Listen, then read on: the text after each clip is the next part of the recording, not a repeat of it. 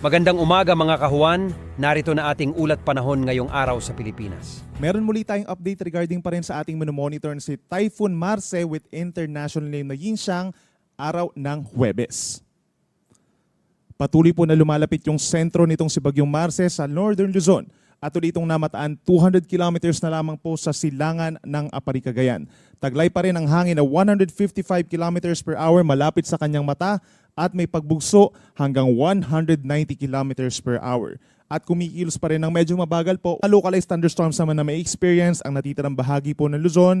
May mga areas din sa may central and southern Luzon na magkakaroon ng mga pagulan, kalat-kalat na ulan ng thunderstorms dahil dun sa trough o yung outer portion nitong si Bagyong Marce. Base naman sa ating latest satellite animation, meron pa rin tayo na monitor po ng mga kumpul ng ulap or cloud clusters far east of Luzon, dito sa may parting Guam. Posibleng may mabuo po dyan na low pressure area sa loob po ng 1 hanggang 2 araw at posibleng pumasok ng ating Philippine Area of Responsibility over the weekend po yan.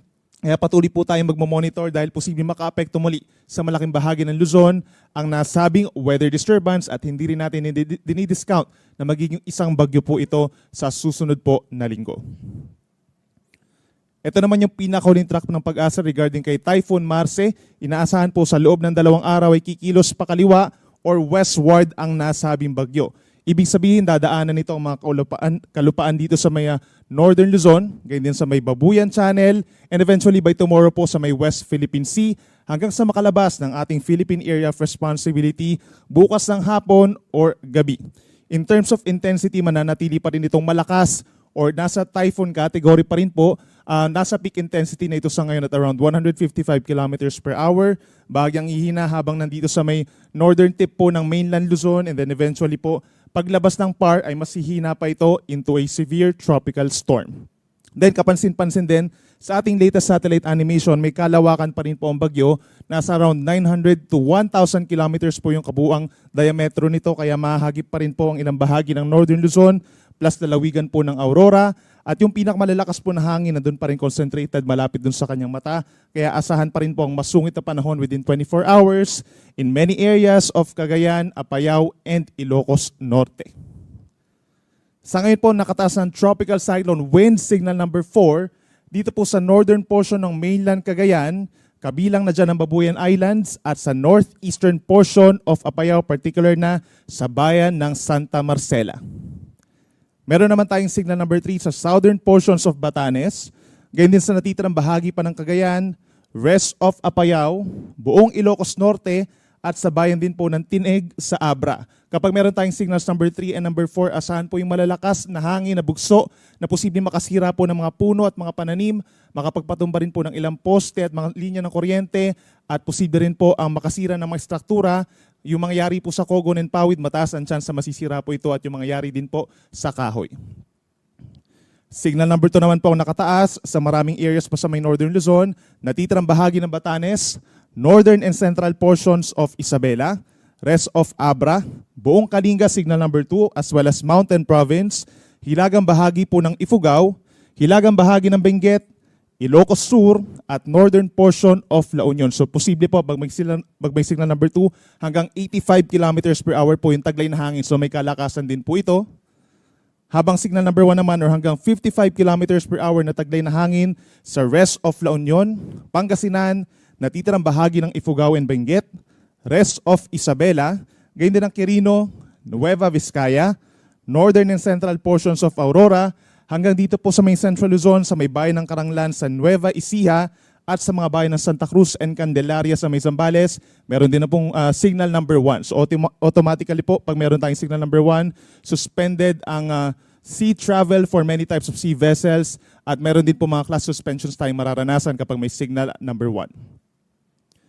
Bukod dun sa mga lugar na mayroong signals or wind babala sa hangin, asahan din po yung strong to gale force gust or paminsan-minsang bugso po ng hangin sa loob po ng 3 araw sa ilang pambahagi po dito sa ating bansa.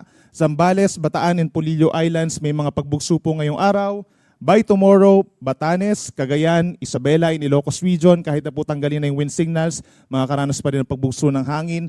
At pagsapit ng Sabado, pag nasa labas na po ng PAR itong si Bagyong Marce, pagsapit po ng hapon or gabi bukas, ay Batanes and Babuyan Islands over Saturday naman po makakaranas din ng mga pagbugso ng hangin. Ito naman yung mga lugar na makakaranas po ng mga malalakas na pag-ulan ngayong araw. Nasa higit 200 millimeters for intense to torrential rains ang may experience sa malaking bahagi po ng Cagayan, kabilang na ang Babuyan Islands, Apayao, and Ilocos Norte. Ito yung mismong dadaanan po ng sentro nitong si Bagyong Marce.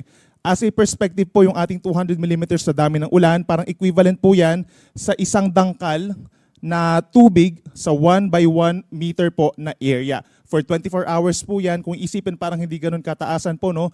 Pero kapag napunta yung isang dangkal ng tubig sa isang mababang lugar, posible po mag-collect yung ating mga tubig po doon sa mga areas po na parang nasa basin or palanggana, kaya mas mataas po yung level ng tubig doon sa areas nila. Heavy to intense rains or 100 to 200 millimeters na dami ng ulan naman, dito pa rin sa may Batanes, Ilocos Sur, and Abra, habang moderate to heavy rains naman or 50 to 100 millimeters na dami ng ulan dito sa may Kalinga, La Union, Isabela, and Mountain Province. Ito yung mga lugar na posible magtaas po tayo for today ng mga heavy rainfall warnings from yellow up unto red. Kaya mataas po ang chance ng mga pagbaha at pagguho ng lupa. Meron naman tayong mararanasang scattered rains and thunderstorms ngayong araw sa ilang pambahagi po ng Northern Luzon, kabilang na dyan ang Benguet, Ifugao, Nueva Vizcaya, dito rin po sa may Aurora, Quirino, Pangasinan, Zambales, Tarlac, Nueva Ecija hanggang sa may Pulilio Islands, malaking bahagi ng mainland Quezon plus Camarines provinces, kalat-kalat na ulan and thunderstorms dahil sa trough or outer portion nitong si Bagyong Marce.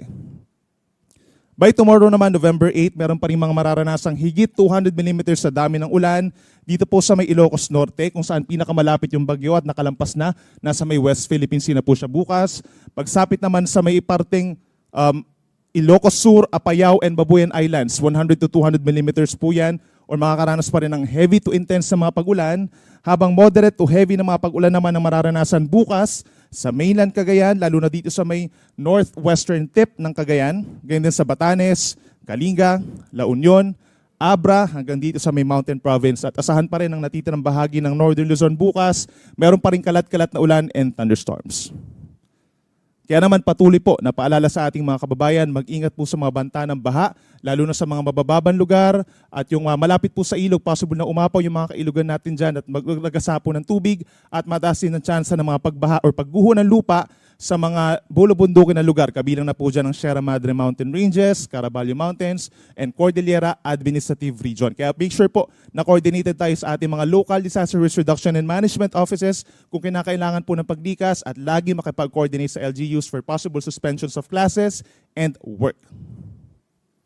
Para naman po sa matataas sa alon, asahan pa rin sa pagdaan nitong si Bagyong Marce, meron pa rin aabuting hanggang 11.5 meters na taas ng alon sa malayong parte ng Pampang sa may Batanes, Cagayan, kabilang ang Babuyan Islands at sa mga baybayin din po ng Isabela, Ilocos Norte at Ilocos Sur.